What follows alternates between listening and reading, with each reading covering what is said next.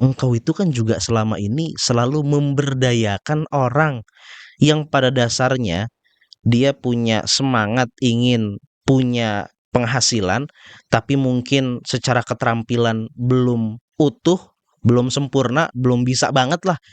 Sama Rasulullah akan di-coaching, akan diajari dari nol, mungkin bahkan sampai dikasih modal, sampai akhirnya orang tersebut bisa punya penghasilan.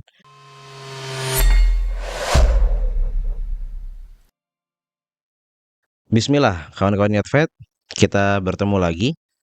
Kalau kita coba bertanya-tanya, kenapa Allah memilih Nabi Muhammad atau memilih Muhammad sebagai nabi yang diutus, menjadi rasul yang diutus untuk umat manusia sebagai nabi yang terakhir? Karena tentu banyak sekali manusia pada saat itu dan banyak juga manusia-manusia baik yang ada pada saat itu. Tetapi kenapa Muhammad yang dipilih oleh Allah? Walaupun kita juga bisa mempertanyakan kenapa orang yang ada di Mekah, artinya secara geografi gitu. Tapi kita akan membicarakan kenapa Muhammad secara personal yang dipilih oleh Allah. Karena Allah tentu memilih sesuatu untuk amanah yang besar banget, yaitu kenabian, kerasulan, yang akan membawa manusia dari kegelapan menuju era yang terang benderang, menuju cahaya yang bukan hanya menyelamatkan manusia dalam kehidupan dunia aja, tapi juga menyelamatkan manusia sampai ke kehidupan akhirat. Pastinya Allah punya alasan mengapa memilih Muhammad. Alasan ini bisa kita dapatkan jawabannya dari peristiwa pertama kali Muhammad mendapatkan wahyu dari Allah. Peristiwa yang menjadi benchmark atau awal mula diangkatnya Rasulullah menjadi nabi dan rasul, yaitu ketika peristiwa Rasulullah sedang bertahanus atau bertafakur menyendiri di Gua Hira, dan disitulah Rasulullah didatangi pertama kali oleh malaikat Jibril untuk disampaikan wahyu yang pertama, yaitu surat Al-Alaq ayat 1 sampai 5. Pada saat itu Muhammad sedang berada di dalam Gua Hira, sedang merenung, bertafakur, dan kemudian didatangi oleh malaikat Jibril yang tentu Muhammad nggak tahu sebenarnya ini orang siapa, karena pada saat itu malaikat Jibril memang menyerupai manusia. Dan tanpa basa-basi, malaikat Jibril yang menyerupai manusia tadi tiba-tiba langsung aja tuh memerintahkan, ngasih perintah ke Muhammad untuk bacalah. Dan masalahnya lagi, Muhammad itu tidak bisa membaca sebagaimana yang disifati oleh Allah dalam Al-Quran. Bahwasanya Rasulullah itu memang ummi. Ummi artinya nggak bisa membaca, dan itu bukan sebuah aib, karena memang masyarakat Arab secara khusus, secara umum, atau masyarakat Mekah secara khusus memang tidak memperdulikan untuk bisa baca tulis. Tapi pada dasarnya mereka itu bukan sebuah aib gitu ya. Sehingga singkat cerita, Rasulullah setelah peristiwa itu tepat, Rasulullah benar-benar bingung, jantungnya berdetak keras, ketakutan, dalam arti beliau sangat takut lah, ini yang terjadi sebenarnya apa gitu. Beliau takut kalau ini ternyata terjadi sesuatu yang membahayakan beliau, musibah. Maka kemudian Rasulullah pulang ke rumah. Dan kemudian ketika sampai di rumah, bertemu dengan istrinya, hal yang pertama yang dilakukan oleh Rasulullah ketika keadaannya masih sangat ketakutan, jantungnya berdebar kencang, bisa dikatakan mungkin seperti orang yang menggigil kuat gitu. Rasulullah meminta istrinya untuk diselimuti. Selimutilah aku, zamiluni, zamiluni. Dan inilah hikmah, salah satu hikmah juga ya, kenapa Rasulullah menikah, ditakdirkan oleh Allah menikah dengan seorang wanita yang memang sudah matang sekali. Matang secara mental, secara psikis, dan mental sebagai seorang istri gitu. Karena jangan salah, nabi itu kadang salah satu ujiannya justru ada pada istri-istrinya.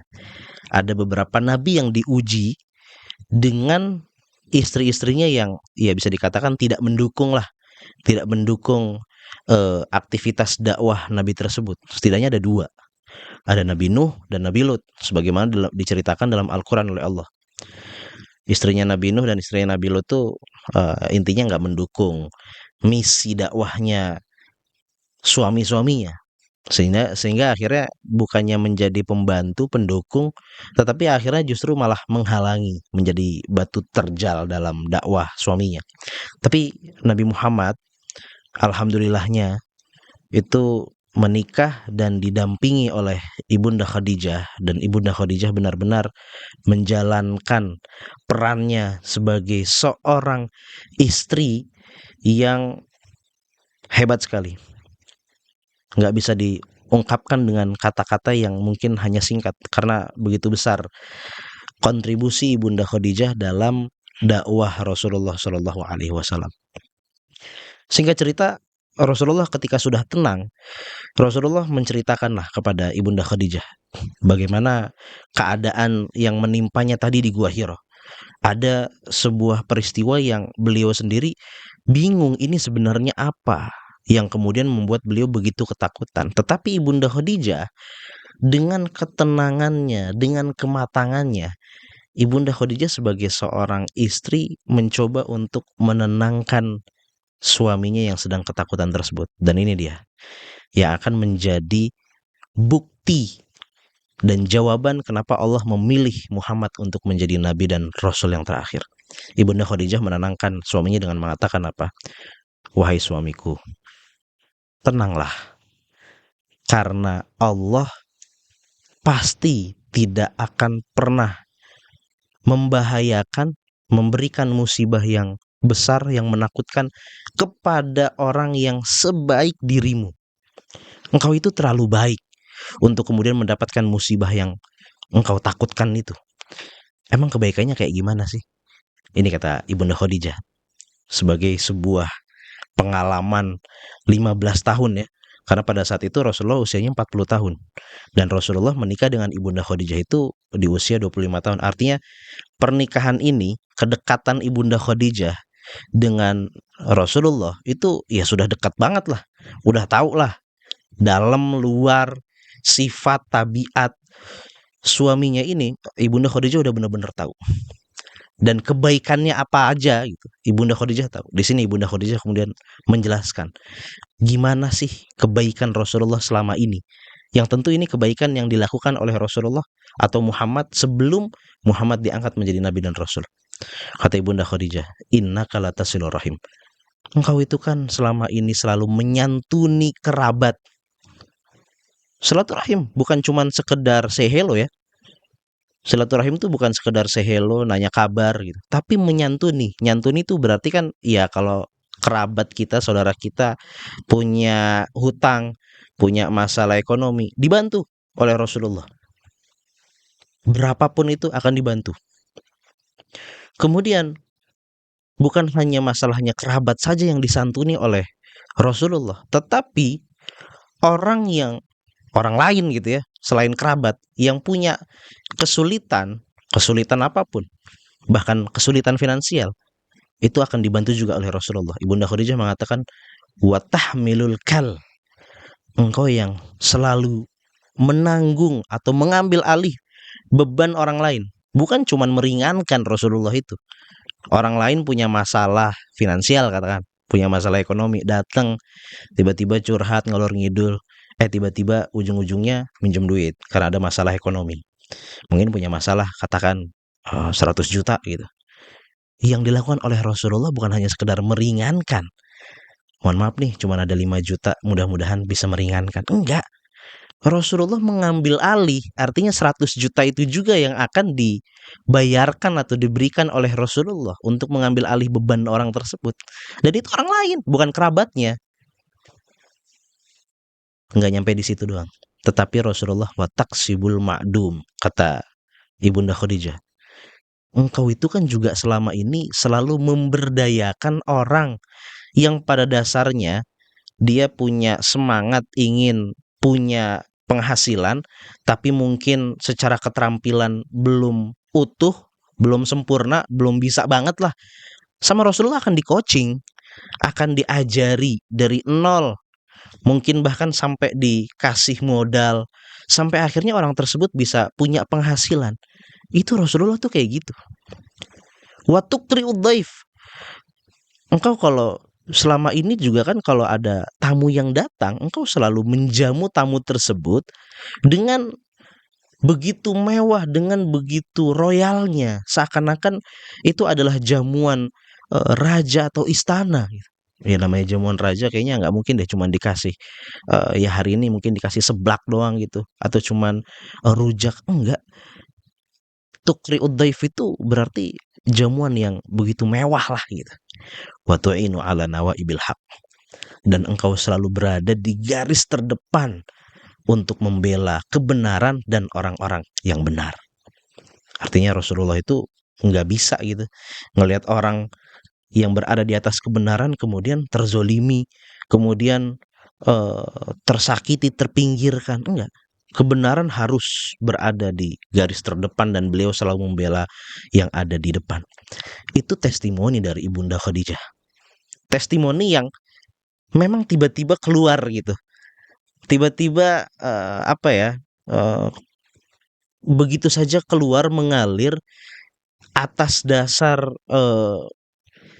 pergaulan atau kedekatan Ibunda Khadijah dengan suaminya itu selama 15 tahun. Dan itu kan ibarat kata seperti orang bilangnya hukum alam. Sebenarnya hukum alam tuh bukan kata atau kalimat yang pas gitu ya. Sebutannya sebenarnya sunnatullah. Sunnatullahnya itu kan aturan Allah ya yang berjalan di muka bumi ini. Pada dasarnya orang yang baik itu kan tidak akan diberikan mara bahaya yang atas dasar kebaikannya gitu kan. Orang baik akan mendapatkan kebaikan. Kan begitu yang diisyaratkan oleh Ibunda Khadijah ketika menenangkan suaminya itu, yaitu Muhammad kan gitu. Nah, dan bayangkan itu adalah kebiasaan Rasulullah, kebiasaan Muhammad sebelum menjadi nabi. Sebelum menjadi nabi itu emang Rasulullah tuh begitu. Bahkan Rasulullah itu punya gelar Al-Amin, bukan hanya sekedar gelar sebenarnya. Ini gelar yang diberikan oleh orang-orang Mekah, bukan hanya orang-orang biasa Mekah nih masalahnya nih. Tapi pejabat, tokoh-tokoh Mekah juga sepakat semuanya. Emang ini orang adalah Al-Amin. Bahkan nama Muhammad itu disebut setelah Al-Amin. Orang kalau mau ketemu sama Rasulullah sama Muhammad, yang disebut adalah aku ingin bertemu dengan Al-Amin. Nggak disebut Muhammad dulu, tapi Al-Amin gitu. Orang yang paling sangat bisa dipegang kepercayaan dan amanahnya. Itu bukan sembarang gelar gitu. Tapi atas dasar interaksi orang-orang Mekah selama ini dengan Nabi Muhammad. Dan tentu tadi ini sebelum menjadi atau sebelum diangkat menjadi Nabi dan Rasul. Dan ini kan bisa menjawabkan. Artinya ketika nanti Rasulullah kemudian diutus, diangkat menjadi Nabi dan Rasul dengan amanah yang begitu besar, begitu hebat, begitu berat, tantangannya sangat berat. Maka Rasulullah nanti kita akan lihat, teman-teman ikuti terus konten kita ini gitu. Bagaimana nanti kita akan menceritakan, mengisahkan semangat yang begitu tinggi, semangat yang membara. Dakwah Rasulullah itu nggak pernah memandang yang didakwah itu siapa. Sekalipun objek dakwahnya itu adalah hanya seorang pembantu, hanya pelayan kecil. Bahkan di waktu yang tersisa hanya sedikit saja sebelum orang tersebut menghembuskan nafas terakhirnya, Rasulullah akan selalu berusaha untuk menjadikan orang tersebut masuk ke dalam hidayah dan akhirnya dia terselamatkan di akhirat yang memang menjadi kehidupan yang abadi dan kekal. Dan coba kita lihat kawan-kawan, pada dasarnya memang Allah itu selalu memilih nabi dan rasul itu yang model manusianya begitu, punya sensitivitas, punya sense untuk peduli dengan manusia. Itu sense-nya sangat tinggi. Kalau kita lihat coba kisah Nabi Musa ya. Ini diceritakan oleh Allah dalam Al-Qur'an. Kisah ketika Nabi Musa sampai di kota Madian. Pada saat itu Nabi Musa mendapati para penggembala sedang memberi minum ternak mereka. Tapi yang mengherankan bagi Nabi Musa adalah ketika orang-orang itu menggembala hewan-hewan ternak mereka dan kemudian memberi minum hewan ternak mereka, ada dua wanita yang sedang menggembala juga, tapi mereka tidak ikut serta memberikan minum kepada hewan ternak mereka. Ini pemandangan yang dianggap oleh Nabi Musa mengherankan, muncul pertanyaan dalam dirinya gitu. Sehingga tergeraklah Nabi Musa itu untuk menemui, untuk menyapa dua wanita ini dan kemudian bertanya, kalian kenapa tidak ikut serta untuk memberi minum hewan ternak kalian seperti orang-orang yang lainnya? Kata dua wanita itu, kami nggak bisa memberi minum kambing kami sebelum para penggembala yang lain itu selesai. Kenapa? Karena ya kami kan lemah, wanita gitu. Dan masalahnya kami sih punya ayah yang biasanya menggembala juga, tapi masalahnya ayah kami ini sudah lanjut usia gitu. Nah, ini yang membuat jiwa Nabi Musa itu heran dan kemudian janggal gitu. Ini ada kelurusan akhlak dan keluhuran fitrah yang ada dalam dirinya Nabi Musa yang justru akhirnya memberikan atau menjadikan Nabi Musa harus memberi perhatian lebih kepada dua wanita yang memang pada dasarnya adalah orang lemah di masyarakat itu gitu. Sehingga kemudian Nabi Musa berinisiatif untuk membantu dua wanita tersebut. Akhirnya Nabi Musa mengambilkan air untuk diminumkan kepada hewan ternak dua wanita tersebut tanpa berpikir panjang. Dan bayangkan, ini kalau kita tahu ya konteksnya, ini Nabi Musa ketika sampai di Madian itu dalam posisi sebagai orang asing. Beliau itu bukan orang asli Madian.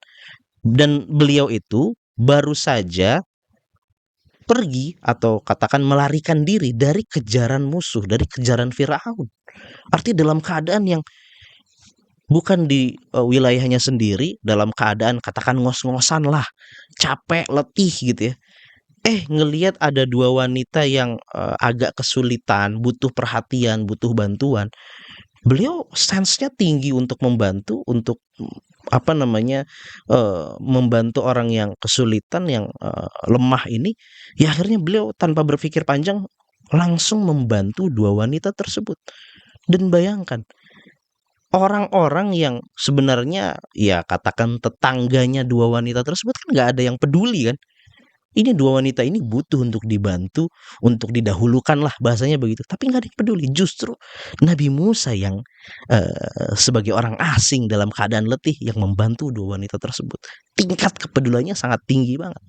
Ya, ini menjadi bukti lagi kenapa orang-orang seperti inilah yang diangkat oleh Rasulullah untuk menjadi nabi dan rasul, karena begitu berat, begitu besar tantangan, visi, misinya, tugasnya, aktivitasnya.